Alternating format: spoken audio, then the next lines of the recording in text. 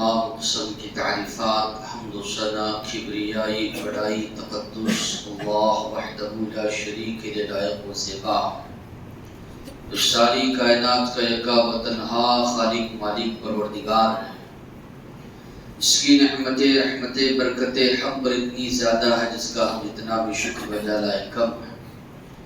درود اور سلامتی نازل ہو آخری رسول محمد رسول اللہ صلی اللہ علیہ وسلم پر، ان کی آل پر، ان کے اصحاب پر، جن کو اللہ تبارک و تعالی نے اس کائنات کے لیے رحمت بنا کر مبعوث فرمایا۔ محترم حضرات، اسلامی خواتین، آج اس موضوع پر گفتگو ہوگی وہ یہ فکر آخرت، عقیدہ آخرت، آخرت پر ایمان رکھنے سے ایک انسان کو، ایک مسلمان کو کیا کیا فائدے حاصل ہوتے۔ فطرتاً انسان اس بات پر پیدا کیا گیا ہے کہ جس چیز میں فائدہ ہوتا ہے انسان اس کی طرف جلدی لپکتا ہے، کوشش اس کی ہوتی ہے، محنت وہ کرتا ہے کہ وہ فائدے وہ حاصل کرے۔ جس چیز میں نقصان ہے انسان یہ کوشش کرتا ہے کہ اس سے بچے۔ فکر آخرت یا عقیدہ آخرت ایک انقلابی عقیدہ ہے۔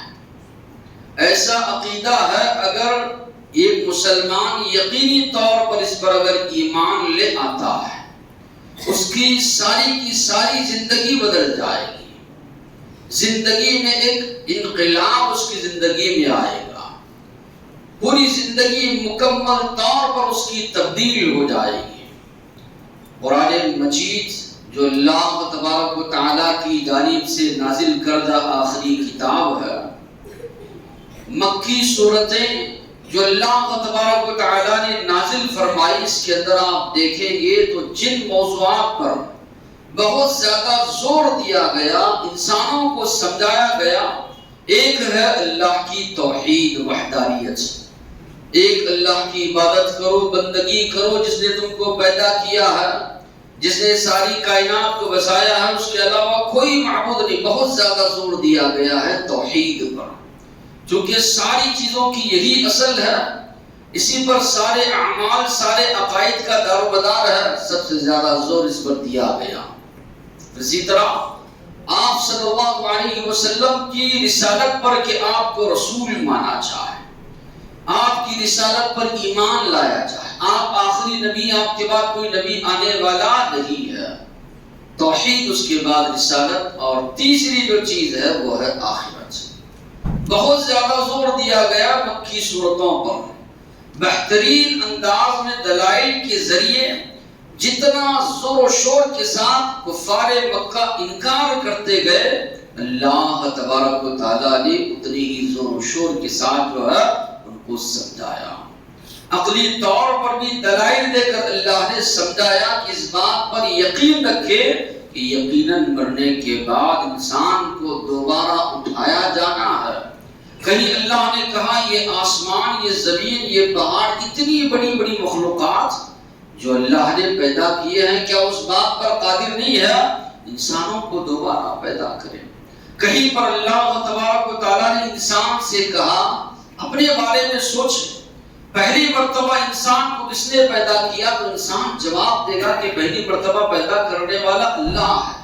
جب پہلی مرتبہ پیدا کرنے والا اللہ ہے تو اللہ اس بات پر قادر ہے کہ دوبارہ تمہیں اٹھائے، دوبارہ تمہیں پیدا فرمائے، دوبارہ جو ہے تم کو اٹھانے پر وہ اللہ قادر ہے۔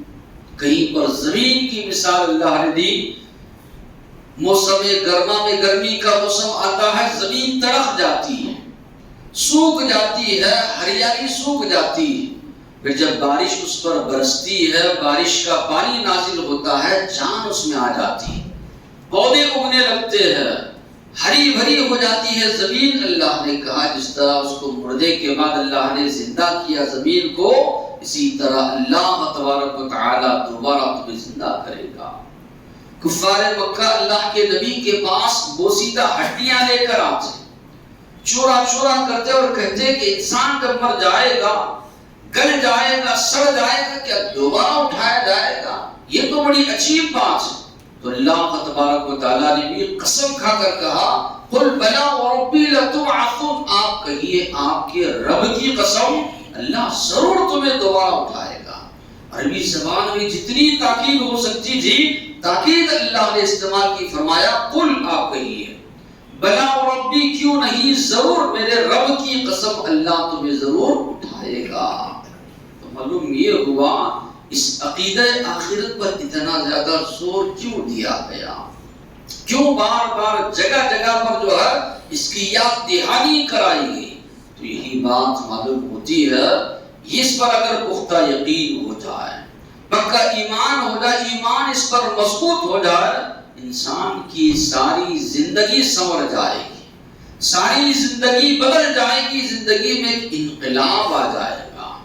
اللہ کے نبی جس معاشرے میں، جس ماحول میں نبی اور رسول بنا کر بھیجے گئے تھے، اس معاشرے کا آپ جائزہ لیں گے، کوئی ایسی برائی نہیں تھی جو اس معاشرے میں نہیں پائی جاتی تھی۔ غصب کرنا، لوٹ مار کر کھا جانا، زمین میں فساد مچانا، بچیوں کو، اپنی بچی کو اپنے لخت جگر کو لے جا کر زندہ درگور کرنا، زناکاری، شراب نوشی، ساری کی ساری برائیاں پائی جاتی تھی۔ مگر یہ عقیدہ آخرت جب ان کے اندر آیا، ایک انقلابی طور پر جو ہے ان کے اندر تبدیلی آ گئی، ان کی فکر بدل گئی، ان کا رہن سہن، ان کی تہذیب، ان کی سوچ، ساری کی ساری چیزیں جو ہے یکسر بدل گئی۔ کل تلک جو لوگ غاصب تھے، زمین میں فساد مچاتے تھے، ایک دوسرے کے خون کے درپے تھے، وہی لوگ جو ہے ایک دوسرے کے لیے ایثار و قربانی پیش کرنے لگے، وہی لوگ امن و سلامتی کے ضامن بن گئے، لوگوں کے درمیان امن و سلامتی کو لوگوں نے قائم کی۔ جہاں کہیں بھی بدعملی، فتنہ، فساد یا برائیاں تھی، ان برائیوں کے خاتمے کے لیے ان لوگوں نے انتھک کوششیں شروع کی۔ تو یہ جو جذبہ یا یہ جو تبدیلی، یہ جو بدلاؤ آیا، کہاں سے آیا؟ اللہ پر ایمان کے ساتھ ساتھ، اللہ کے نبی پر ایمان کے ساتھ ساتھ عقیدہ آخرت پر ایمان ان کا بڑا مضبوط تھا۔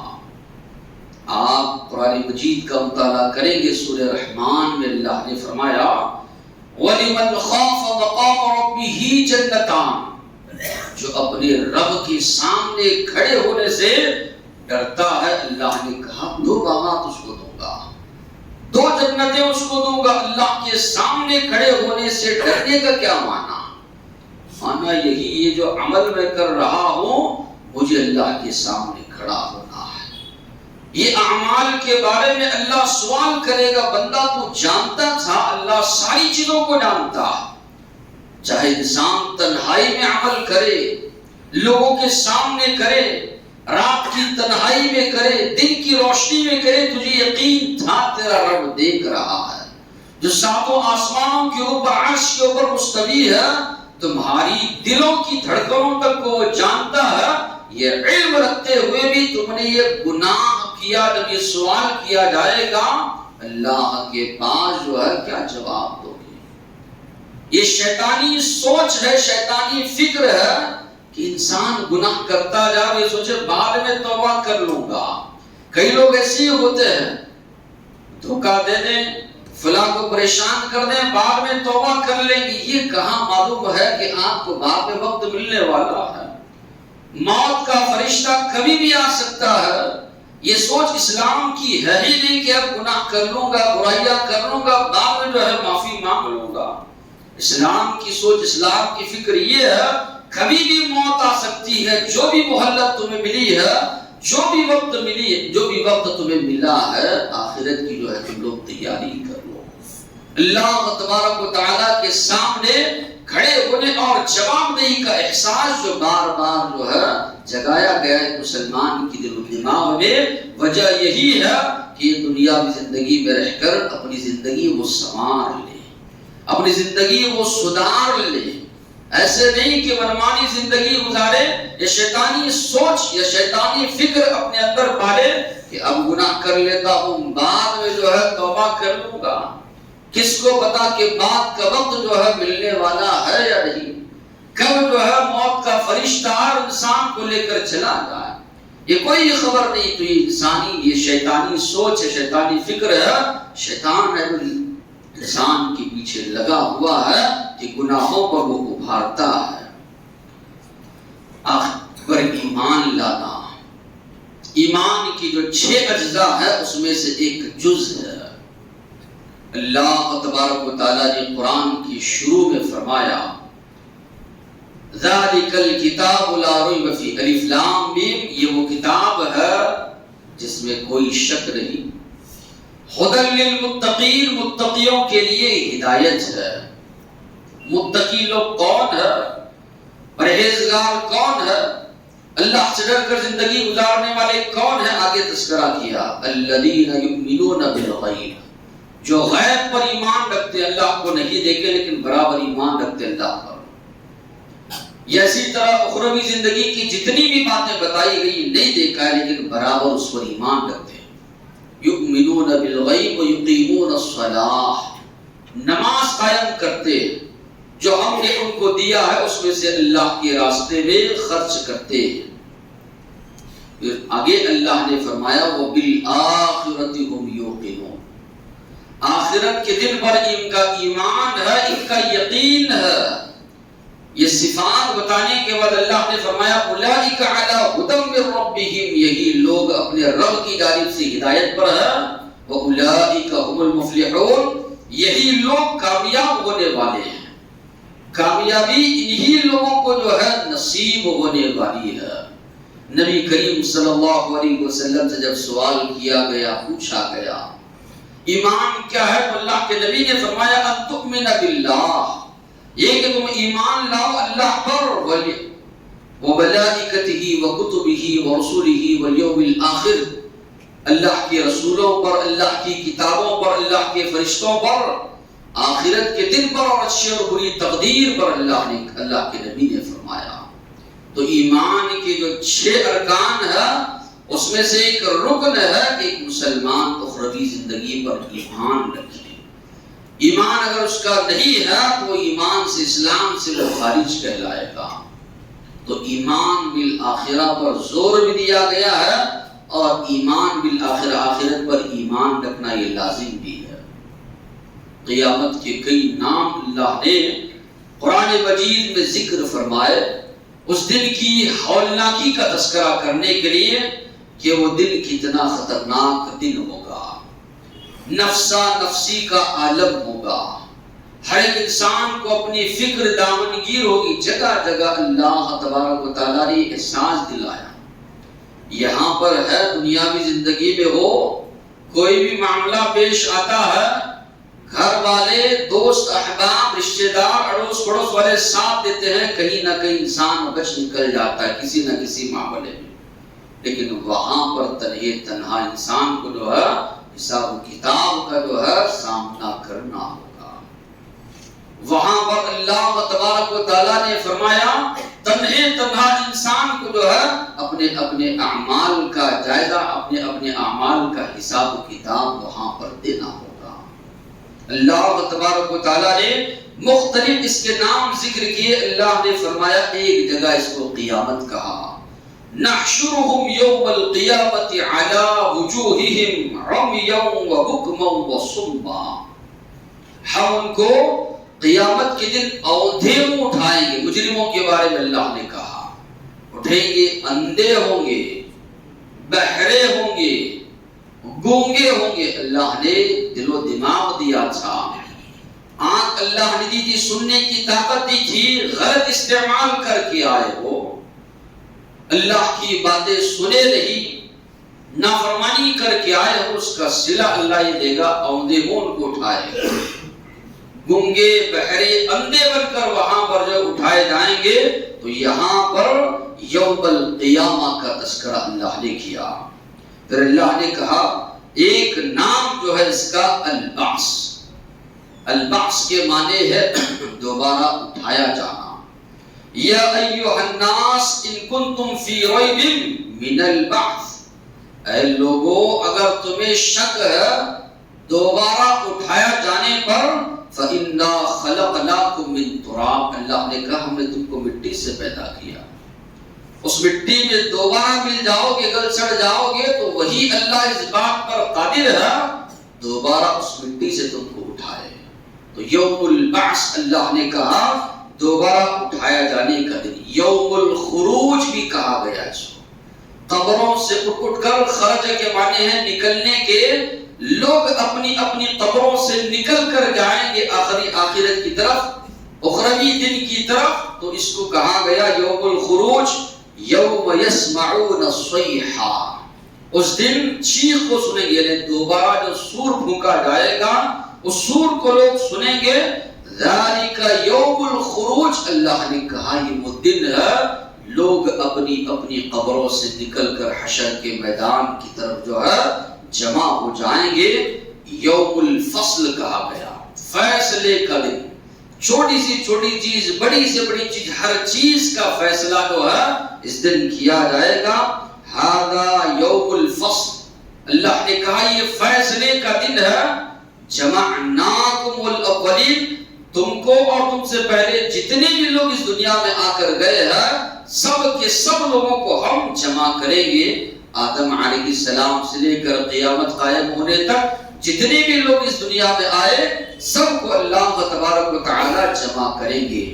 یوم الدین، دین بھی کہا گیا، جزا و سزا کا دن، بدلہ دینے کا دن، اچھا بدلہ بھی مل سکتا ہے، برا بدلہ بھی مل سکتا ہے۔ مالک یوم الدین، جزا و سزا کے دن کا مالک، یوم الدین بھی اس کو کہا گیا۔ یوم الحسرہ، پچھتاوا، افسوس، حسرت کا دن بھی اس کو کہا گیا۔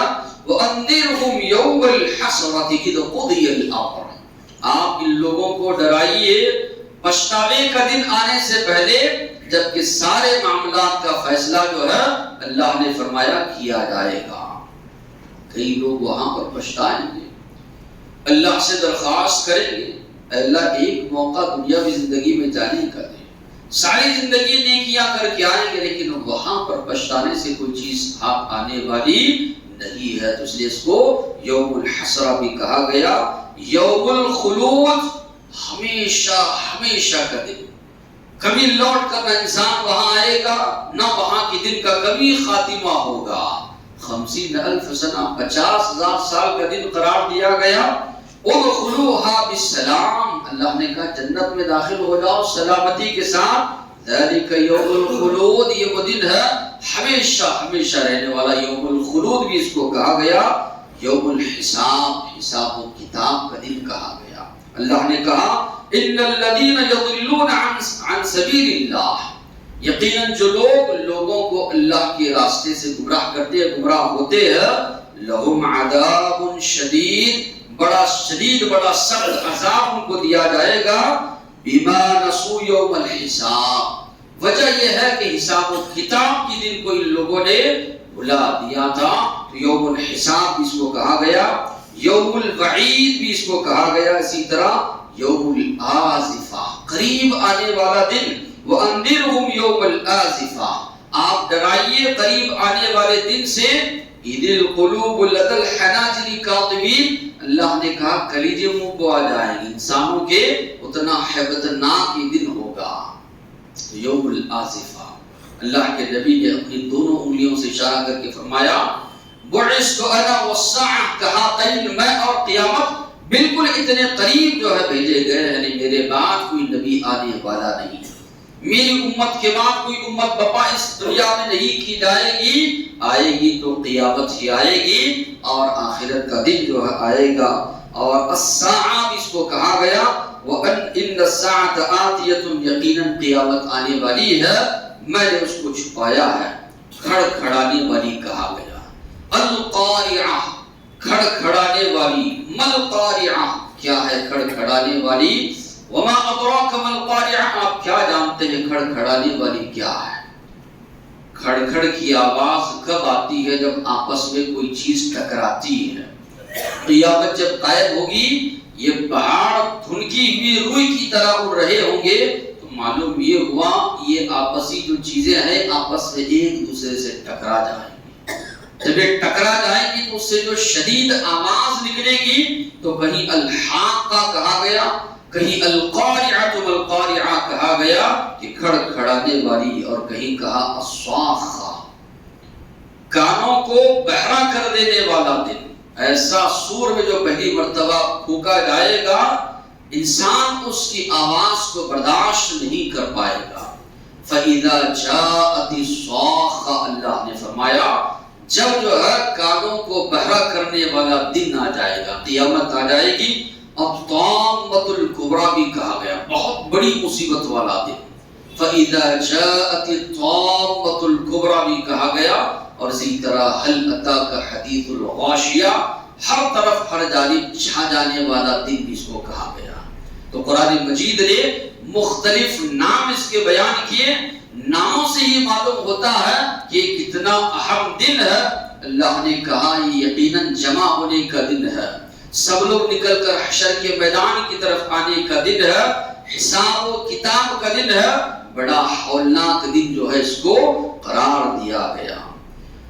پھر دوبارہ موضوع کی طرف آتے ہیں کہ اصلاح عقیدہ آخرت، یہ جو ہے اصلاح اعمال کا سب سے بڑا ذریعہ ہے۔ جو قومیں بھی عقیدہ آخرت کو اپنائی، ہم دیکھتے ہیں ان کے اندر جو ہے انقلاب آ گیا، اعمال درست ہو گئے۔ جو انسان آخرت کے دن پر یقین رکھتا ہے، یقین مانیے نیکیاں کرنا اس کے لیے بہت آسان ہوتا ہے، نیکیاں کرنے میں اس کو لذت محسوس ہوتی ہے، نیکیاں کرنے میں اس کو مزہ آتا ہے، نیکیاں کرنے میں اس کا دل مائل ہوتا ہے، رغبت اس کے اندر پیدا ہوتی ہے نیک اعمال صالحہ کرنے پر۔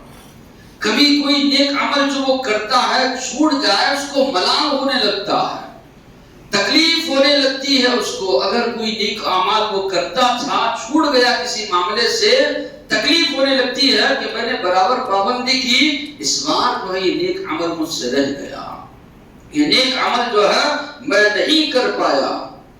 اللہ تبارک و تعالی نے فرمایا وَاسْتَعِينُوا بِالصَّبْرِ وَالصَّلَاةِ، اللہ تبارک و تعالی کی مدد طلب کرو صبر اور نماز کے ذریعے۔ آگے اللہ نے فرمایا وَإِنَّهَا لَكَبِيرَةٌ، یہ آسان کام نہیں ہے، ہاں اِلَّا عَلَى الْخَاشِعِينَ، مگر جو اللہ سے ڈر کر زندگی گزارنے والے ان کے لیے آسان ہے۔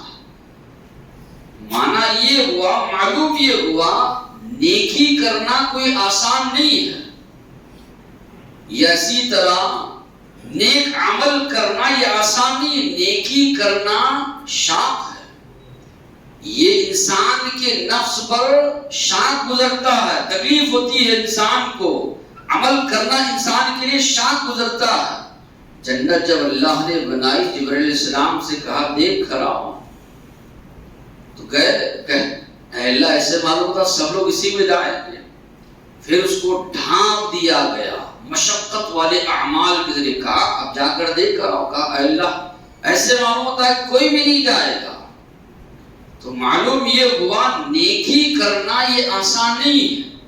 ٹھنڈی کا موسم ہے، فجر کی اذان ہو رہی ہے، آدمی جو ہے آخرت کا اس کو احساس ہے، روزانہ مسلسل نماز چھوڑ رہا ہوں، اذان کی آواز سن رہا ہوں، ساری سہولیات اللہ نے دی ہے، صحت بھی اللہ نے دی ہے، نرم گرم بستر پر سو رہا ہوں، وہ چھوڑ کر وضو بنانا، میٹھی نیند کو توڑ تاڑ کر جو ہے اٹھ کر مسجد کی طرف قدم چل کر آنا، اور خاص کر کے آدمی دن بھر کام کر کے تھکا ہوا ہے، اس وقت نیند بڑی گہری لگ جاتی ہے، اٹھنا، اور کئی لوگ سردی یا اسی طرح دیگر امراض کی جو ہے مبتلا ہوتے ہیں، ایسے حالت میں بھی جو ہے وضو بنا کے آنا یہ کوئی آسان کام نہیں۔ تو اللہ تعالیٰ فرما رہے ہیں یہ کرے گا وہ بندہ جو اللہ سے ڈرتا ہے، جس کے دل میں اللہ کا ڈر خوف، جس کو فکر آخرت نہیں ہے، پڑا ہوا ہے۔ اللہ کے نبی نے فرمایا بال الشیطان فی اذنہ، شیطان نے اس کے کان میں پیشاب کر دیا، ٹھنڈک اس کو اور محسوس ہو رہی ہے، سوتے ہوئے پڑا ہوا ہے، اس کی نماز بستر پر ہی جو ہے ہو جا رہی ہے، ایسی اس کی صبح ہو رہی ہے۔ تو معنی یہ ہوا کہ اللہ نے جو فرمایا وَاسْتَعِينُوا بِالصَّبْرِ وَالصَّلَاةِ، مدد حاصل کرو اللہ کی نماز اور صبر کے ذریعے، اِنَّهَا لَكَبِيرَةٌ، اللہ نے کہا یہ بڑی شان گزرنے والی بہت بڑی بات ہے، إِلَّا عَلَى الْخَاشِعِينَ، مگر جو اللہ سے ڈرنے والے ہیں، فکر آخرت جن کے اندر ہے، اللہ کے پاس جواب دہی کا احساس اس کے اندر ہے، وہ بندہ ضرور و ضرور اٹھے گا، ضرور ضرور وہ جو ہے نماز کے ذریعے اللہ کی مدد طلب کرے گا، صبر کے ذریعے اللہ کی مدد طلب کرے گا۔ زکوٰۃ نکالنا، انسان محنت سے کما رہا ہے، مقولہ مشہور ہے چمڑی جائے دمڑی نہ جائے، تو انسان خرچ کرے اللہ کے راستے میں، نہیں یہ بہت بڑی بات ہے۔ اللہ تعالیٰ کے راستے میں اپنی محنت کی کمائی صدقہ و خیرات کرے یا زکوٰۃ وغیرہ جو ہے کوئی آسان کام نہیں ہے۔ اس لیے معاشرے میں دیکھتے ہیں جو اندازہ لگایا گیا 90% یا اس سے زیادہ ایسے مسلمان ہیں جو زکوٰۃ نہیں نکالتے، یا تھوڑا بہت دے کر یہ خوش ہو جاتے ہیں کہ ہم نے اپنے مال کی جو ہے زکوٰۃ ادا کر دی۔ تو زکوٰۃ نکالنا کوئی آسان کام جو ہے نہیں ہے۔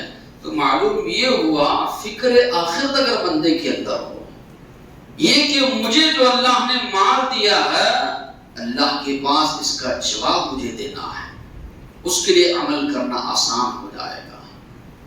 دیکھے گا کہ حکومت جو ٹیکس وغیرہ لگا رہی اتنا زیادہ، شریعت جو کہہ رہی ہے مال کے 10 حصے کرو، 10ویں حصے کے بھی جو ہے 4 حصے کرو، چوتھا حصہ اللہ کے راستے میں، تو معنی یہ ہے کہ بہت کم ہے، یعنی 90%، 95%، 97% اسلام کہہ رہا ہے کہ تم رکھو، 2.5% اللہ کے راستے میں، تو وہ انسان دے گا جس کے پاس جو ہے اخروی زندگی کا جو ہے احساس ہوگا۔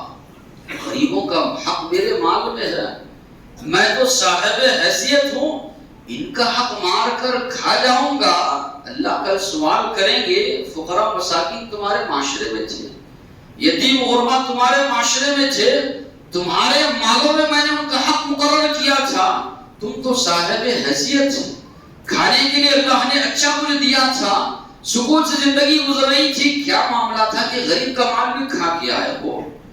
غریب کو جو دینا تھا، فقراء مساکین کا جو حق تھا وہ حق بھی کھا کے آئے ہو، تو جواب تو وہاں پر اللہ کے پاس دینا ہوگا۔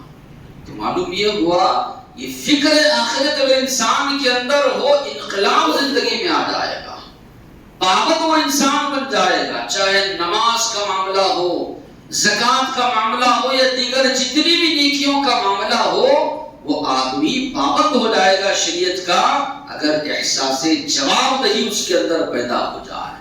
مرنے کے بعد اتنا اللہ کے پاس جواب دینا ہے، یہ ایک احساس پیدا ہو۔ اسی طرح گناہوں میں بڑی لذت رکھی گئی ہے، گناہ کرنے میں انسان کو مزہ آتا ہے۔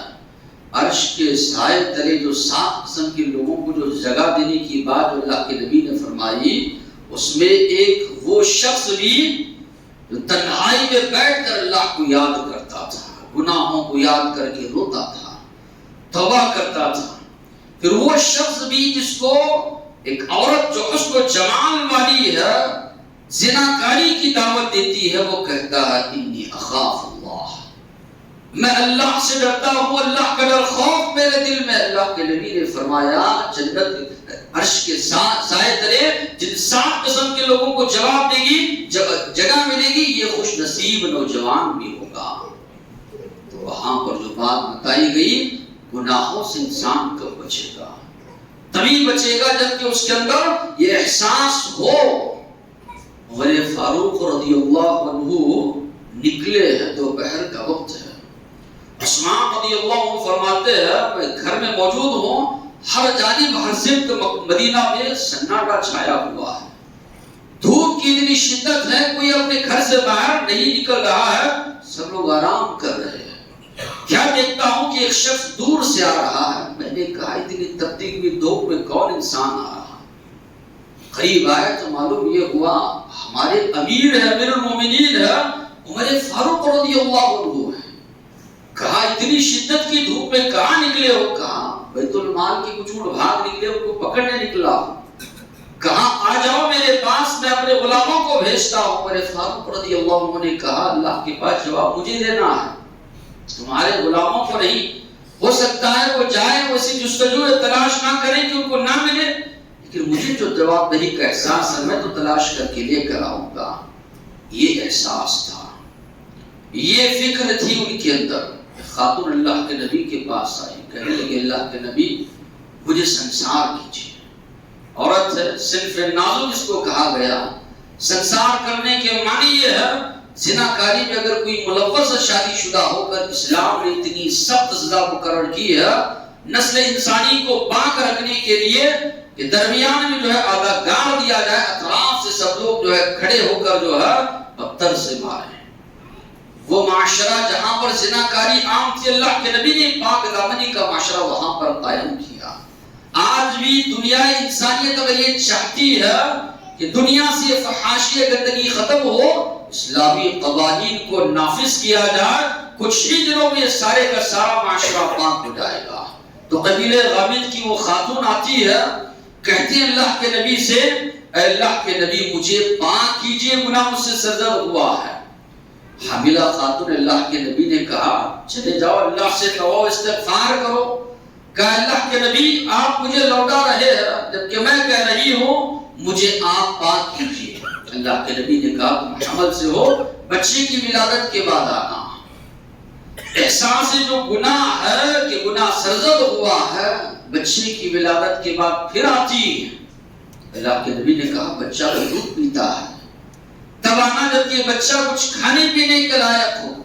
خاموش نہیں رہتی، بچہ کھانے پینے کے جب لائق ہوتا ہے روٹی بچے کے ہاتھ میں تھماتی اللہ کے نبی کے پاس آتی ہے۔ اے اللہ کے نبی اب دیکھیے بچہ کھانے پینے کے جو ہے لائق بن چکا ہے، کھانے پینے کے قابل بن چکا ہے۔ اللہ کے نبی اعلان کرتے کون اس کے بچے کی کفالت کرے گا؟ انصاری صحابی جو ہے کفالت کی ذمہ داری لے لیتے ہیں، تب ان کو سنسار کرنے کا حکم دیا جاتا ہے۔ تو یہ احساس تھا صحابہ کے اندر اور اسی طرح صحابیات کے اندر جو ہے کہ جواب دہی کا احساس۔ انسان نیکیاں کرے گا، گناہ کرنا جو ہے انسان جو ہے چھوڑ دے گا۔ کتنی بڑی بھی مصیبت ہو انسان کے لیے آسان ہو جاتی ہے۔ انسان یہ سوچتا ہے چلو یہ 4 دن کی زندگی ہے، ہمیشہ کی جو زندگی ہے اخروی زندگی ہے۔ بیماری میں مبتلا ہو، پریشانی میں مبتلا ہو، آخرت کا اگر تصور کر لے وہ دن وہ زندگی ہمیشہ کی زندگی ہے۔ یہ بیماریاں، یہ تکلیفات، یہ مصیبتیں، یہ پریشانیاں سب انسان کی جو ہے آسان ہو جاتی ہیں۔ اسی طرح وہ انصاف کا دن ہے، وہاں پر انصاف ہوگا۔ ایک صحابی اللہ کے نبی سے کہنے لگے اللہ کے نبی میرے کچھ غلام ہے، میری نافرمانی کرتے ہیں، خیانت کرتے ہیں، میں ان کو سزا دیتا ہوں، برا بھلا کہتا ہوں، میرا معاملہ ان کے ساتھ کیا ہوگا؟ اللہ کے نبی نے فرمایا تمہاری جو سزا ہے ایک پلڑے میں رکھی جائے گی۔ انہوں نے جو تمہارے ساتھ خیانت کیا ہے ایک پلڑے میں رکھا جائے گا، دیکھا جائے گا اگر تمہاری سزا کم ہے تمہیں بدلہ ملے گا، سزا زیادہ ہے تم سے بدلہ برابر جو ہے لیا جائے گا۔ اللہ کے نبی نے فرمایا یہ وہ دن ہے جس دن جو ہے انصاف کے ساتھ فیصلہ کیا جائے گا۔ صحابی رونے لگے، کہنے لگے اللہ کے نبی میں آپ کو گواہ بناتا ہوں کہ سارے کے سارے غلاموں کو اللہ کے نبی میں آزاد کر دیتا ہوں۔ اللہ کے نبی نے فرمایا میری امت کا مفلس کون ہے جانتے ہو؟ صحابہ نے کہا جس کے بعد دینار و درہم نہ ہو۔ اللہ کے نبی نہیں، وہ ہے کسی کو گالی دیا ہوا ہوگا، نیکیاں لے کر آئے گا لیکن کسی پر ظلم کیا ہوا ہوگا، کسی کا حق مارا ہوا ہوگا، ساری چیزیں لے کر اس کے دے دی جائے گی نیکیاں۔ جب نیکیاں باقی نہیں رہے گی گناہ اس پر لاد دیے جائیں گے، جہنم میں منہ کے بل گھسیٹ کر اس کو پھینک دیا جائے گا۔ غور کرنے کی بات یہ ہے، غور کرنے کا مقام یہ ہے۔ آج کئی ایسے مسلمان ہم کو نظر آتے ہیں ایمان بالآخرت کا دعویٰ وہ کرتے ہیں مگر دیکھیں گے معاملات میں جھوٹ بولتے ہیں، نمازوں کی پابندی ان کے اندر نہیں ہے، سودی معاملات میں ملوث ہے، یا سودی کاروبار میں یا سود کے معاملات میں جس کے بارے میں اتنی سخت وعید آئی ہے، جس کسی کا جو ہے سود کا معاملہ ہو، اللہ تبارک و تعالیٰ اور اس کے رسول سے جنگ کا جو ہے اعلان اللہ کے رسول نے، اللہ نے برملا طور پر کہا۔ کئی لوگ اس میں ملوث ہے، دیگر برائیوں میں ملوث ہے۔ کیا معاملہ ہے، کیا وجہ ہے کہ مسلمان جو ہے نماز اذان ہو رہی ہے، کوئی کام ہے وہ کام کے لیے نکل جا رہا ہے، گھر پر دعوت ہو رہی ہے، دعوت کا معاملہ ہے، نماز صبح ساری کی ساری نمازیں اس نے چھوڑ دی۔ کیا وجہ ہے کہ ایک مسلمان کوتاہی کر رہا ہے؟ اللہ تبارک و تعالیٰ نے سورہ بقرہ میں فرمایا، منافقین کا تذکرہ کرتے ہوئے، وَمِنَ النَّاسِ مَن يَقُولُ آمَنَّا بِاللَّهِ وَبِالْيَوْمِ الْآخِرِ، لوگوں میں کچھ لوگ یہ ہیں جو دعویٰ کرتے ہیں اللہ پر ایمان لائے اور آخرت کے دن پر ایمان لائے، وَمَا هُمْ بِمُؤْمِنِينَ، اللہ نے کہا کہ زبانی دعویٰ تو کر رہے ہیں، ان کی دل میں یقین نہیں ہے۔ يُخَادِعُونَ اللَّهَ وَرَسُولَهُ، منافقین کے بارے میں اللہ نے کہا یہ سمجھتے ہیں ہم اللہ اور اس کے رسول، اللہ کو اور مومنین کو دھوکہ دیں۔ اللہ نے کہا اللہ کو کہاں دھوکہ دے پاؤ گے، دھوکہ اپنے آپ کو دے رہے ہو۔ تو ہر ایک مسلمان کو اپنا جائزہ لینا ہے۔ اگر آج جائزہ لینے کا وقت نہیں ہے، پھر کل ہماری زندگی میں کبھی نہیں آئے گا، اس لیے کہ قیامت کو کل ہی سے تعبیر کیا گیا ہے۔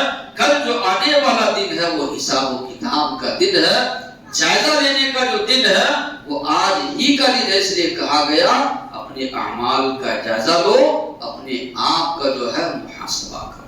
اور بھی کئی فوائد ہیں، وقت ہوا چاہتا ہے، اللہ سے دعا ہے اللہ تبارک و تعالی حقیقی معنی میں فکر آخرت اپنے اندر پیدا کرنے کی توفیق عطا فرمائے، گناہوں سے برائیوں سے اللہ محفوظ رکھے۔ وآخر دعوانا الحمدللہ۔